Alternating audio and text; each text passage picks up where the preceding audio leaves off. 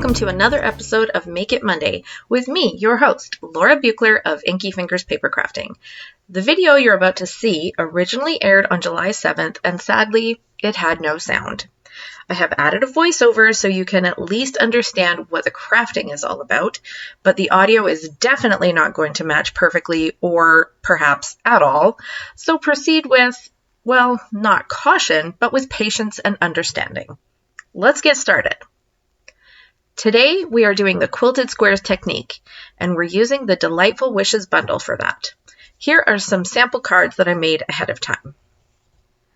I've got all my pieces cut, including 6 squares from Beautiful Bouquet DSP. These squares are cut to 1 1/4 inches. I'm going to lay these out on top of my white cardstock, overlapping the edge of the top and alternating the colors to my liking. Right now, I'm not sticking anything down, I'm just playing with them and figuring out how I want them to go. When I made my first sample, I didn't use any balmy blue paper, just Berry Burst and Fresh Freesia. And it turned out beautifully, but not enough contrast for my liking. So this time I've added the balmy blue paper. Now I'm going ahead and sticking down 1 square at a time with my adhesive.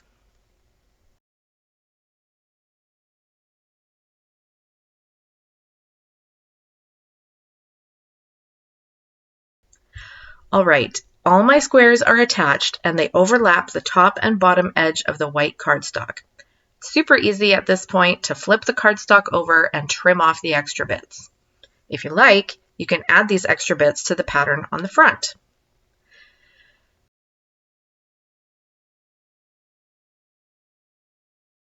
Now, to create the quilted texture, we need to use an embossing folder.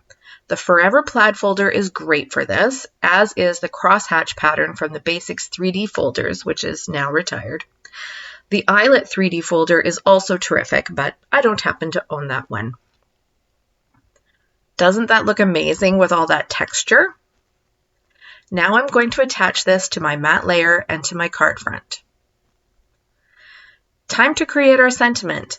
Delightful Wishes is one of those charming sets that has mix and match sentiments and double layer words. As you know, I find those irresistible. I've got some adhesive sheet on the back of this Berry Burst cardstock, so I'm going to cut the smaller version of wishing from that piece. Then the larger outline version of the word I will cut from balmy blue cardstock. And I'll cut out a long sentiment label from Fresh Freesia cardstock.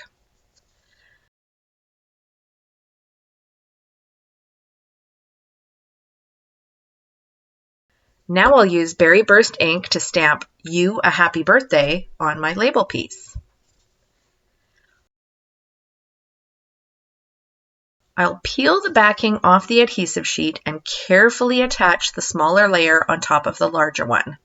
While doing this, be careful not to lose the dots for the eyes. Another good trick, if you don't want to fuss with those, is to use small embellishments for the dots.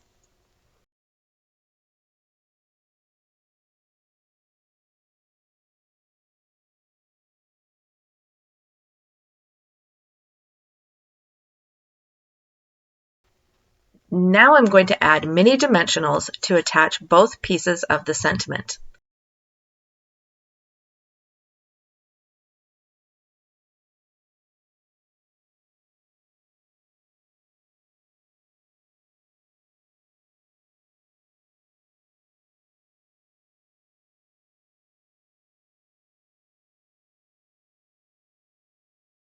And finally, add some sparkly bling.